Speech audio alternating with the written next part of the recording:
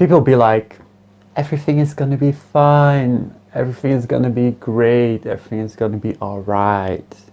Don't worry, it will all be fine. No, no, it will not be fine.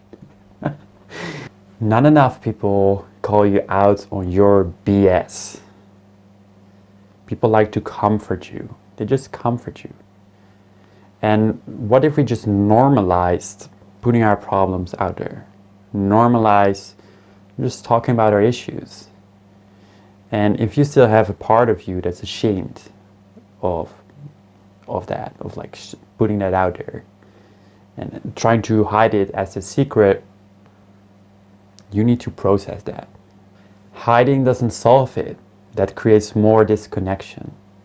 Let go of that label. I'm doing free coaching calls. If you want to join my free coaching calls, go click on the link of the description. There's a link in the description going to a Calendly page. You fill in some information, and I would love to see you on one of these calls.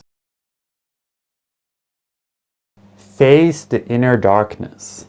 We think that if we face the inner darkness, it will only grow more. And that's why we try to not open ourselves up to it. But actually, when you face your darkness, what happens is that the light comes in. You start to heal. And it's not that there's going to be more troubles and problems and these kind of things. It's actually releasing those. Just acknowledge your issues and you will have this release. Like you just acknowledge it. That's the first step. Self-help. This self-help is not for you to understand your problems or for you to feel better about your problems.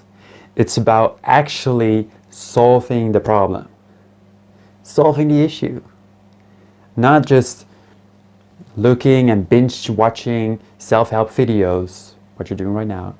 Instead, it's about taking actions, prioritizing your own well-being. And when it's enough, enough.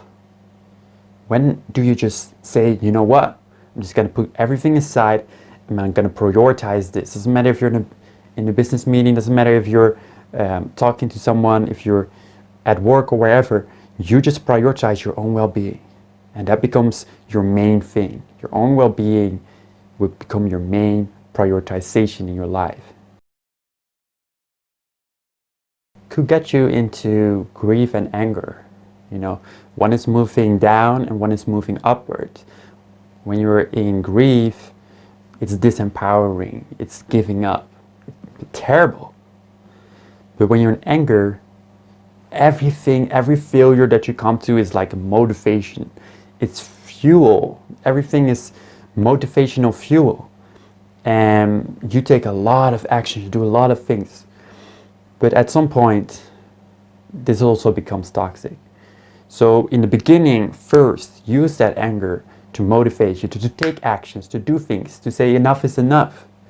But also, there's a greater motivation, this is where I always talk about, is love and purpose. And moving towards that is the thing that you should do, and letting go of that anger as fuel at some point. But right now, for most people, they're in grief or they're in apathy. They need to get into that anger, get into that action mode.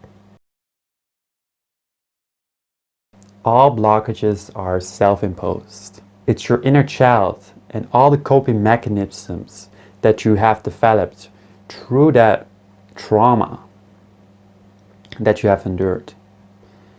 And there are people that are like laughing, like, I don't have trauma, like, I never had something happen to me.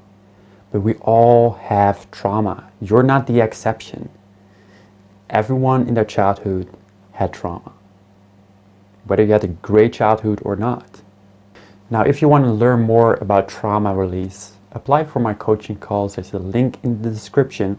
Go to the link in the description. There's a link in the description, and it brings you to a Calendly page where you need to fill in some information.